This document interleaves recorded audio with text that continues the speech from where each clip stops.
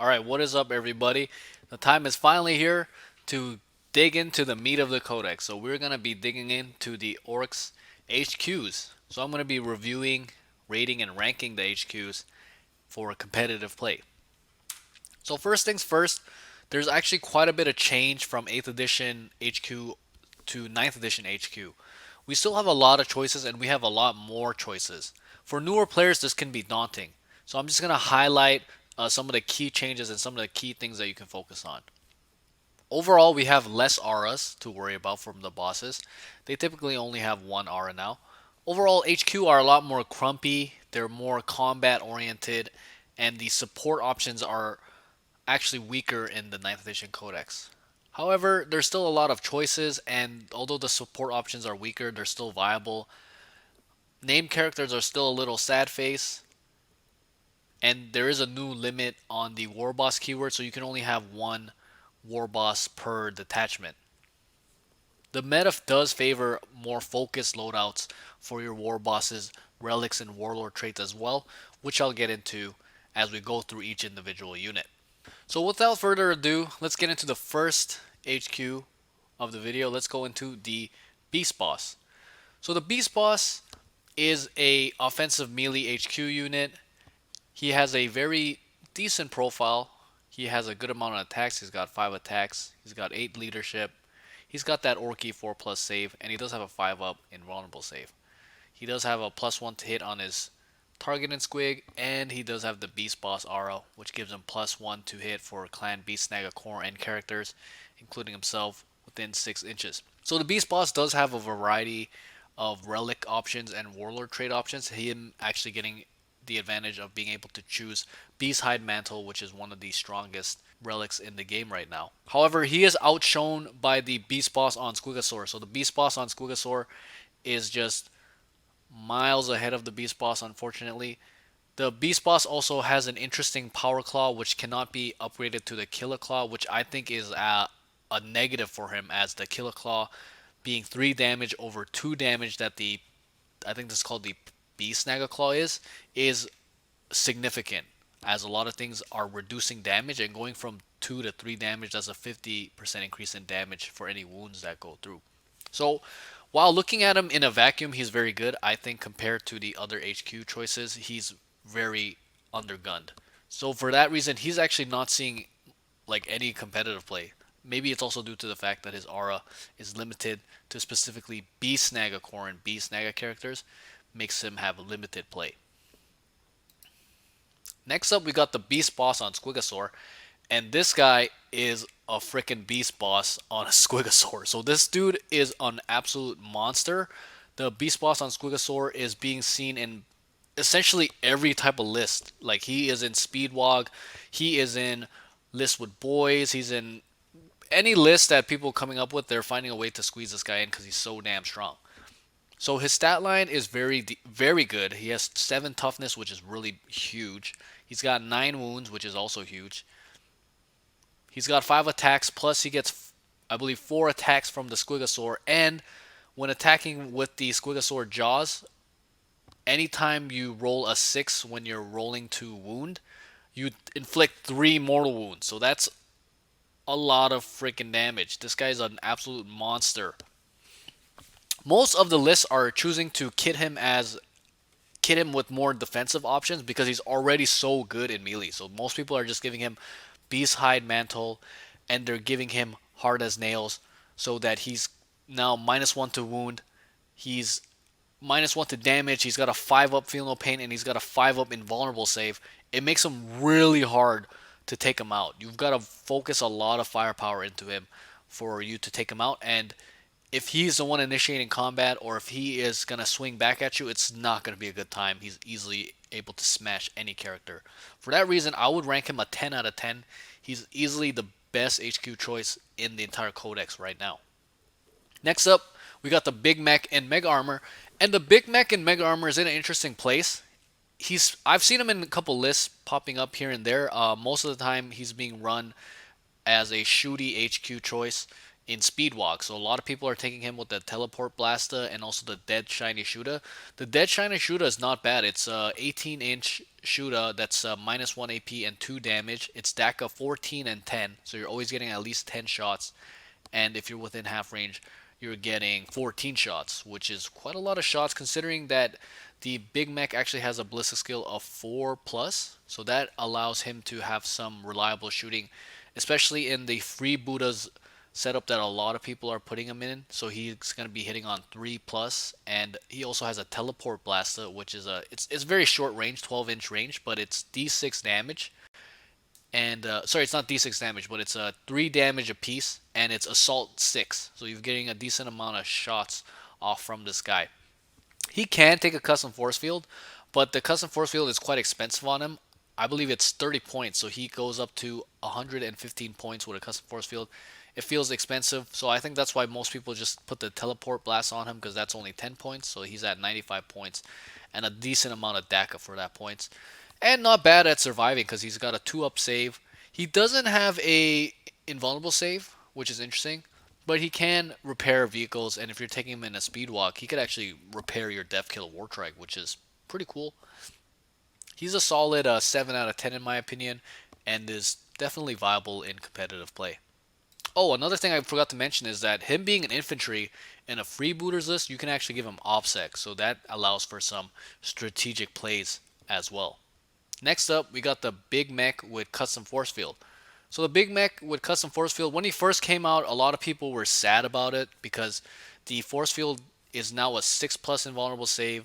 Obviously 5 plus is a lot better. Yes, they did change it so it's orc units within 6 inches instead of being wholly within. So it is a bit of a range increase.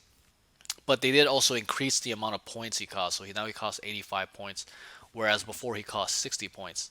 Still, he's seen quite a bit of play. A lot of people are playing him in competitive lists. He's often used in speed wogs. He's even used in lists just to fill up the HQ slot, just to get some more detachments going in your army. His combat profile obviously is very lacking as he's a support HQ, but due to the fact that you can still pop the custom force field, so you can make it a 5 plus invulnerable save and give it go from a 6 inch to a 9 inch for one turn. That's very useful in those turns when your enemy is in position to shoot and assault you, fight you in combat. And the fact that the custom force field does now work in combat, I think that a lot of people thought that he was a lot worse than he actually is. So I would give him a solid 8 out of 10. I think he's still a great support HQ choice. And he could also repair vehicles as well. Now next up is the Big Mech with Shokk Attack Gun. And I'm a little sad about this, guys. Big Mech with Shokk Attack Gun is still not viable. Like, he's just a little too weak because he's coming out at 110 points. That's just 10 points lower than a Defkilla Wartrike, and that's just 35 points less than a Beastboss on Squigasaur. Yes, 35 points is a lot of points, but comparing him to a Beastboss on Squigasaur is not even comparable. The Big Mech with Shokk Attack Gun is just not reliable. They did boost the Shokk Attack Mech by giving him, 4 plus ballistic skill.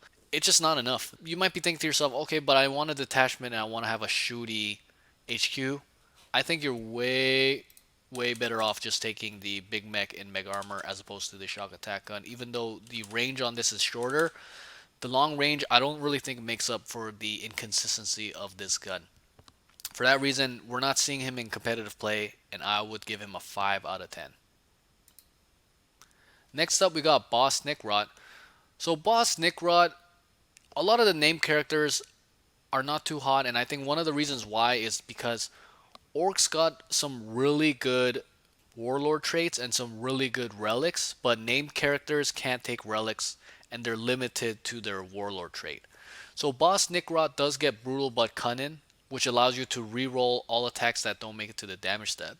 But realistically, his damage is nothing to write home about. He does have one more attack than the Warboss. Yes, he does wound extra on terrain, but his weapon itself is not that great.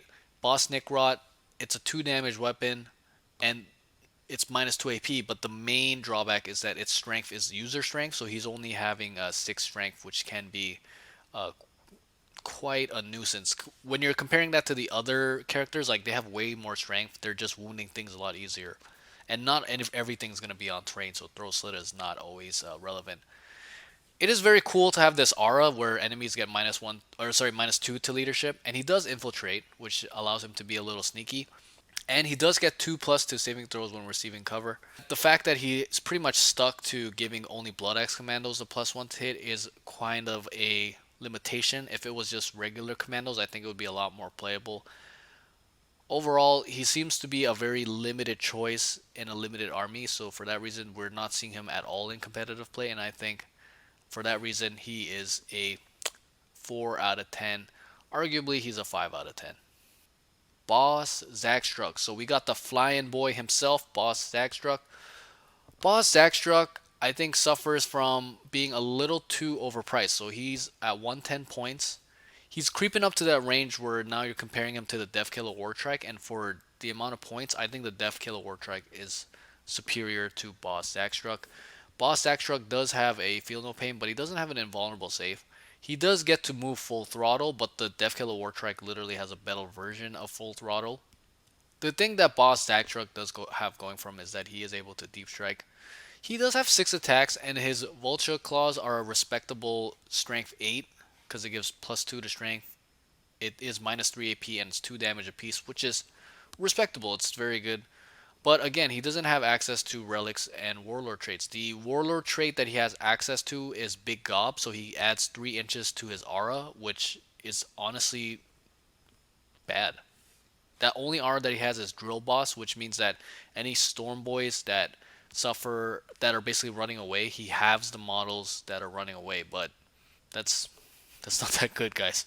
It's Storm Boys are seldom being used in big blobs anyways, and you can only take max 15. If you could take more Storm Boys, maybe Boss Zagstruck would be relevant for the morale. But for this reason, I would actually say he's a 6 out of 10 just because he's a bit more mobile.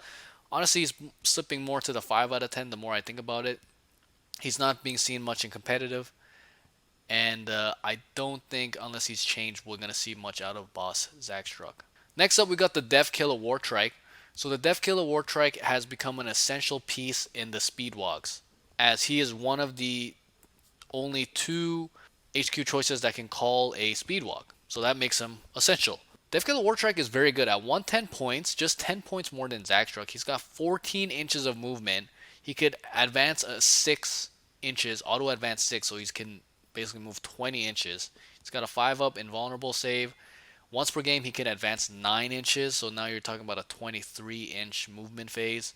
He does explode as he's a vehicle, and being a vehicle, however, he does benefit from being able to use ramming speed. So now you can roll 3d6 for 2 CP instead of rolling 2d6 on the charge. He does have a less attacks, which I think is interesting than a regular Warboss. So he has 5 attacks, but he does have more wounds. Toughness 6. I find it also interesting he has less toughness than a Squigasaur, but I guess he's also less points. And he's only strength 5. He does have a native 4 up as well. So the Defkilla Wartrike has very good guns. They have essentially a Melta and Assault 2 Melta, 8 strength, -4 AP, D6 damage. And it becomes D6 plus 2 damage if it's within half range. He also has a Burna, which is a Assault D6. It's a 5 strength, -1 AP, 1 damage flamer.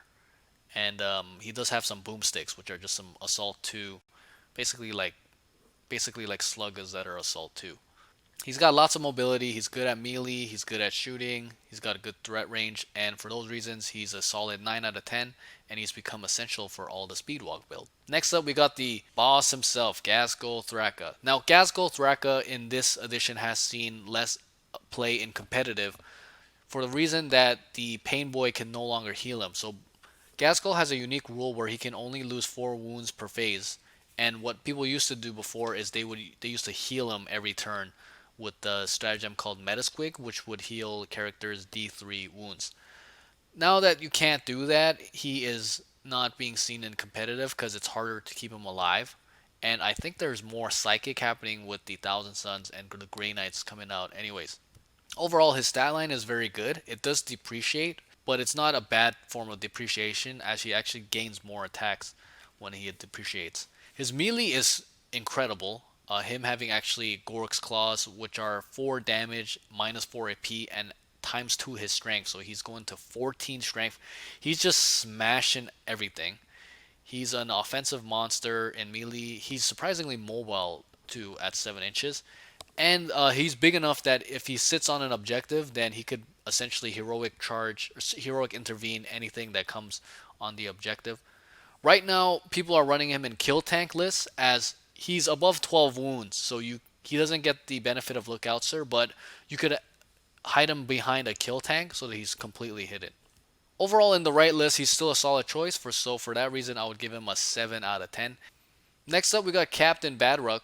So Kaptin Badrukk is interesting that most name characters don't take up a Warboss slot, but Kaptin Badrukk does. I mean, Ghazghkull obviously does because he's freaking Ghazghkull. But Captain Snikrot and Zagstruck don't take up Warboss slots, but Kaptin Badrukk actually does.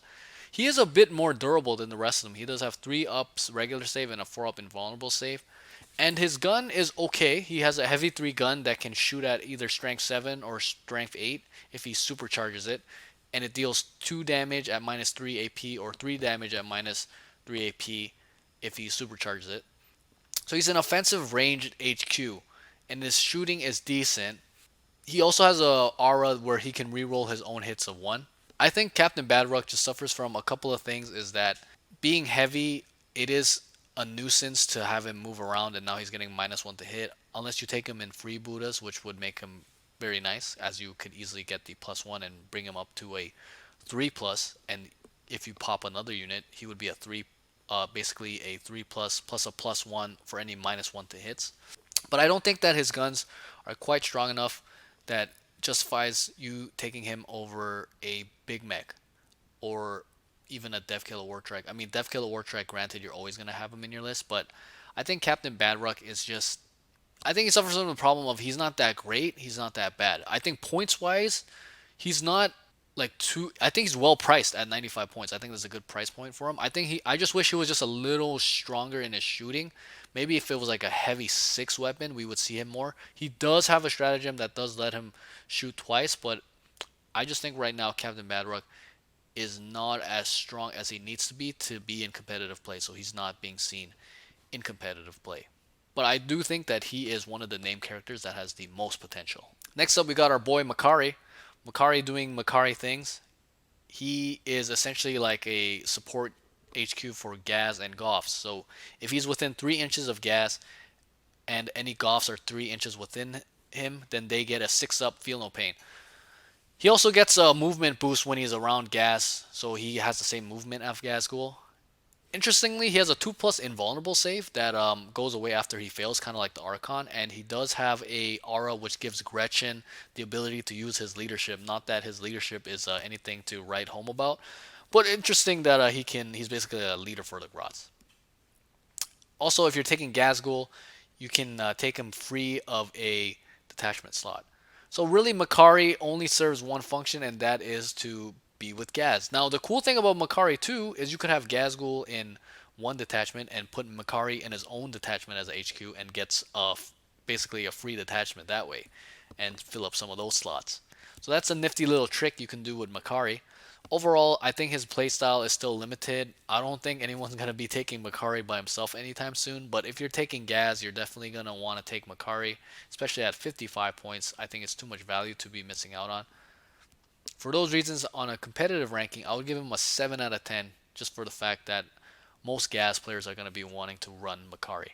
So Mek Boss Buzzgob, that's quite a tongue twister. At 100 points, he essentially can heal vehicles a lot better than the other mechs. He always heals 3 wounds, and twice per battle he can heal an additional wound.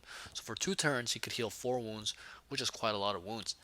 And he can give any Goth, Mega Dreads, Def Dreads, Mecha Dreads, Killer Clans, Gorkonauts, or Morkonauts within 6 inches of him in the command phase +1 to hit, which is also very nice.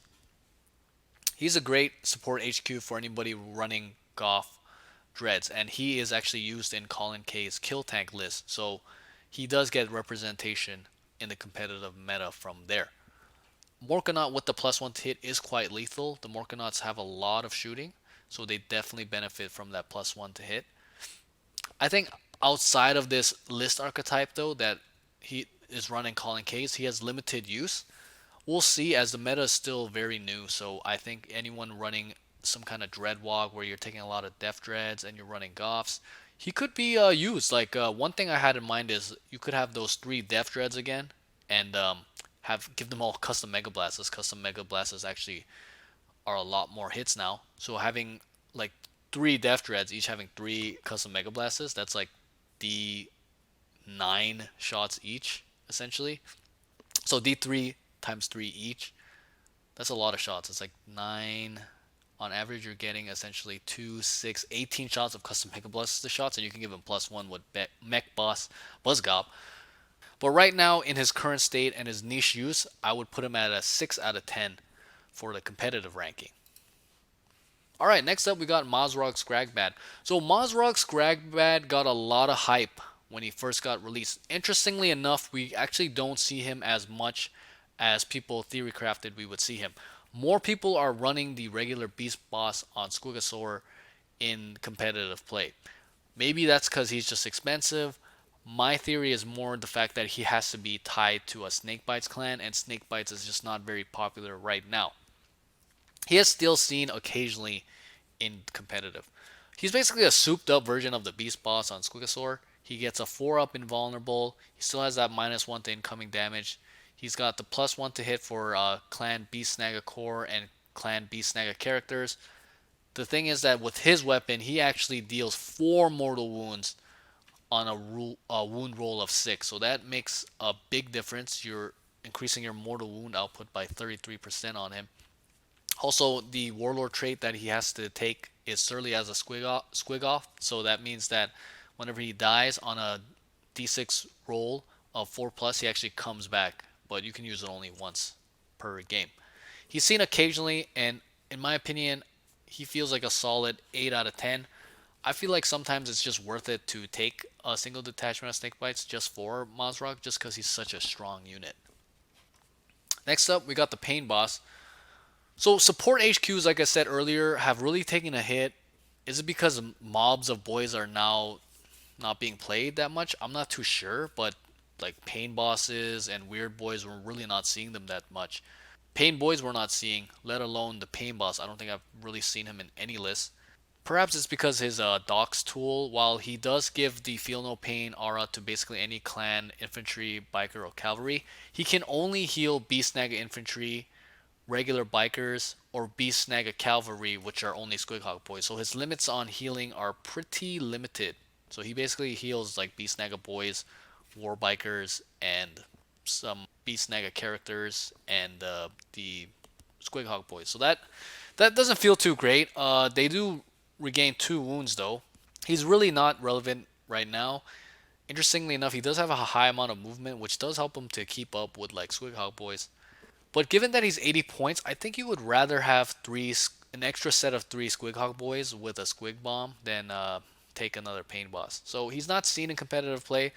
I think he has potential. Maybe if we see more units of Beastnagga boys and more boys focus lists, we may see him. So that for those reasons, I would give him a competitive rank of 6 out of 10. Next up, we got the Warboss. So the Warboss is actually surprising a lot enough, or I don't know if this is a surprise, but I felt like he was not going to see much play with all of the HQ choices that we got. But the Warboss is seeing a lot of play. People are running the Warboss a lot. Rich Kilton came first, and in his interview, he said he loved the Warboss. The Warboss comes in at 90 points. If you give him the Attack Squig and the Power Claw, he's at 105 points. He has an innate 5+ invulnerable save, and he does give those boys, those clan core and clan characters, a +1 to hit in melee. He's an absolute beast stick when you kit him with Brutal but Cunning as the Warlord trait, and you give him the Killer Claw as the relic. He's going to be punching, and boy, it's going to hurt. His aura is also really good. It boosting your boys to no man's land, where they're hitting on now 2+, which is nuts. He's seen often in competitive play, and yeah, I think it's justified. He's very strong.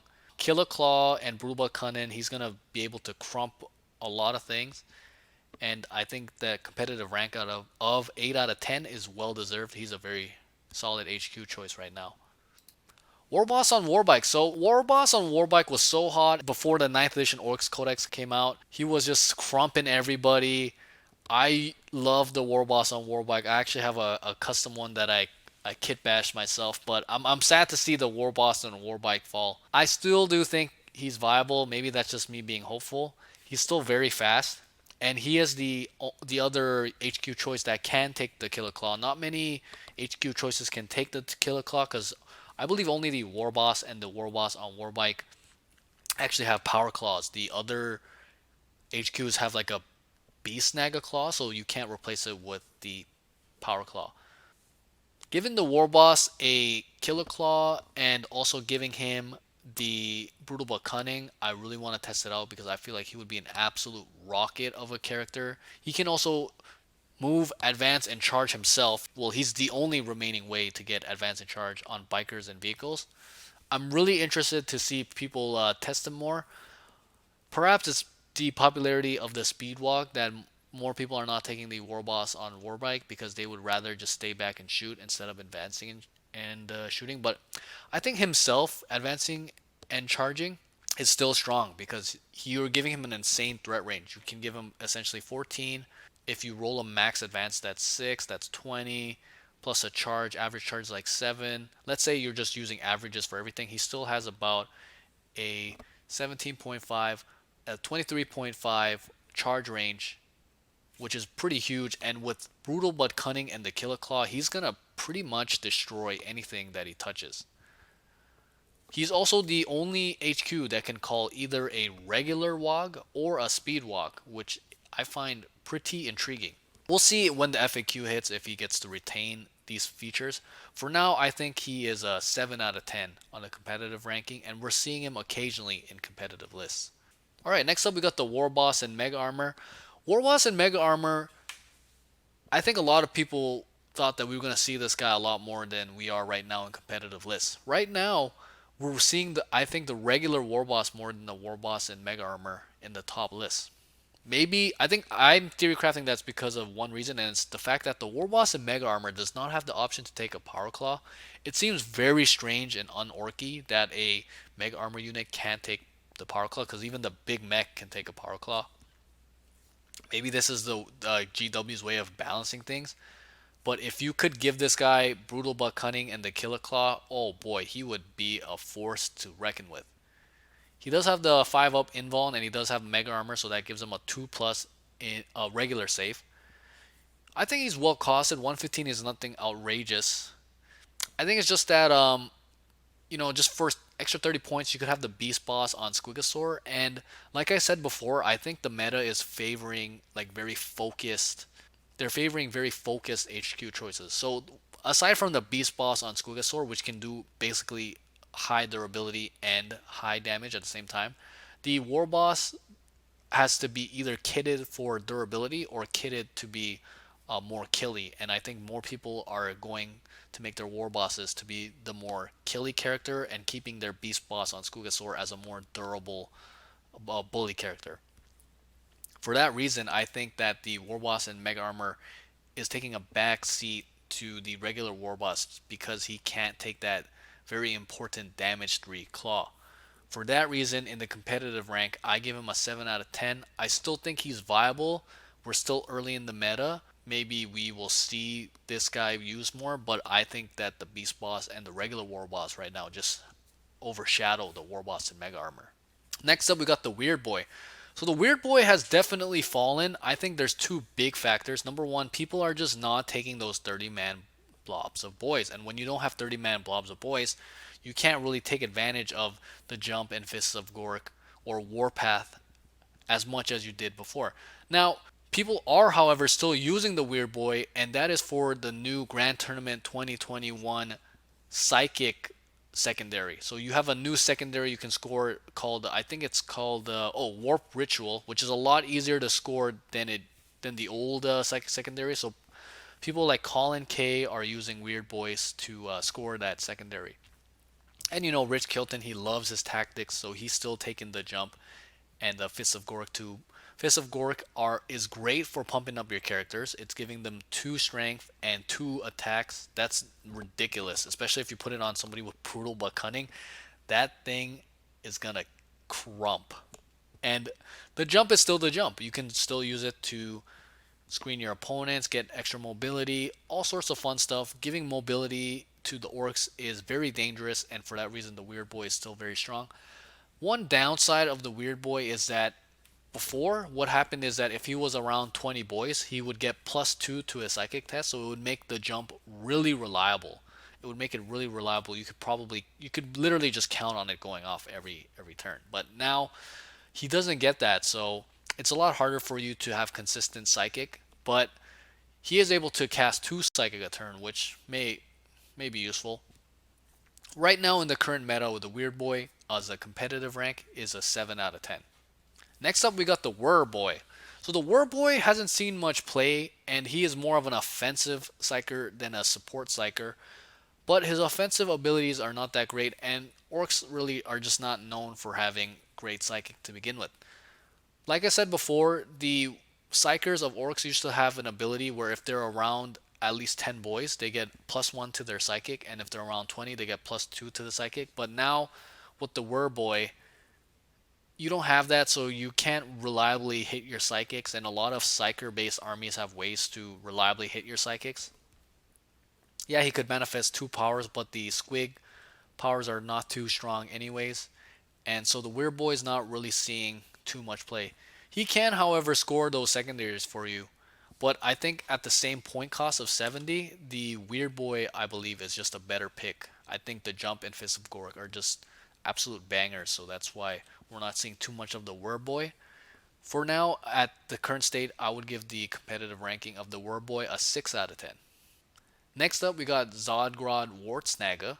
So Zogrod is pretty bad, to be honest. So Zogrod, I think he's actually like a 3 out of 10. He's definitely worse than Snikrot. I think Snikrot has... This guy makes Snikrot look like really strong. Zogrod, he just doesn't do anything for his points investment. For 65 points, he makes one of your Gretchen core stronger, but I found out today Killicans are not even Gretchen core. The only thing that's Gretchen core are Gretchen, and Gretchen right now are absolutely the worst right now. People don't really even take Gretchen too much. I mean, yeah, the odd squad of Gretchen helps to be action monkeys and screen and stuff like that, but when you're trying to make Gretchen more combat focused, I think that's not a good choice to make because it does allow them to shoot while performing an action, but they're not gonna really do anything in shooting anyways. Would have been interesting if he let all Gretchen do this, but alas, it's only one Gretchen core unit. So he's a support HQ, but he's not seen at all in competitive play, and I believe that if he's not changed, he's not going to be seeing competitive play at all. That reason, I give him a competitive ranking of 4 out of 10. So that's it for all of the HQ choices. Just to give a recap, units that we're seeing a lot of in the competitive scene right now are the Beastboss on Squigasaur. This is extremely popular, running hard as nails, and they're also running Beast Hide Mantle as the relic. There's occasional use of the Big Mech in Mega Armour with the Teleport Blasta and the Dead Shiny Shuda as a relic. There is the Big Mech also being seen. There is the Defkilla Wartrike being used a lot in Speedwalks. Most people in Free Buddhas take the Free Buddha's relic and they either give him a Junk Boss, any of the Speed Freaks traits really. Junk Boss, they give him Roadkiller, which lets him deal mortal wounds on the charge. And some people also put Brutal but Cunning on him. Manny Chima actually did that to make him a little more killy. Ghazghkull is seeing play in kill tank lists. We're seeing Makari, Mek Boss Buzzgob. These three are, sorry, Gaz, Makari, and Mek Boss Buzzgob is actually in the same archetype. Mozrog we're seeing less than we thought we would. Warboss we're seeing a lot, and it's doing a lot of work, and it's very good. Warboss on bike here and there. Mega Armour also here and there. Weirdboy we're seeing also from time to time as well, and that's pretty much it. So that's pretty much it for the Orc HQs. Like, there's a lot of them, but we're not seeing that much diversity. Like, we're probably seeing 7 out of the 20 I think we have, like 21 HQ choices. So overall, I do think that there's some untapped potential in these HQs, and maybe it's me being hopeful, but I do think that players will find more dynamic lists. There's still those, I think Book of Fire or one of those those crusade books that are to come out. So we'll have to see if that will help out any of these HQ choices. For now, it seems that the meta is really focusing on super killy melee HQ choices, the occasional supports here and there to help the army, and we're seeing the Defkilla Wartrike a lot for the speed walk. That's it for this video. Thanks everybody for watching. Really appreciate all the support. I'm working hard to get these quality of video a lot higher so that it's more useful for all of you. Let me know what you think of the format change. Before I was just doing a tier list, but I wanted to give more in-depth individual tactics on each of the units and make sure that I'm giving you guys more information, especially to the newer players. I would also love to hear your thoughts and tactics. Leave something down below. Love seeing your comments, and I've definitely learned from a lot of you guys commenting on the videos. I appreciate everyone who subscribes. Thanks for all the likes. As always, guys, keep those dice rolling, and you guys have a great day out there.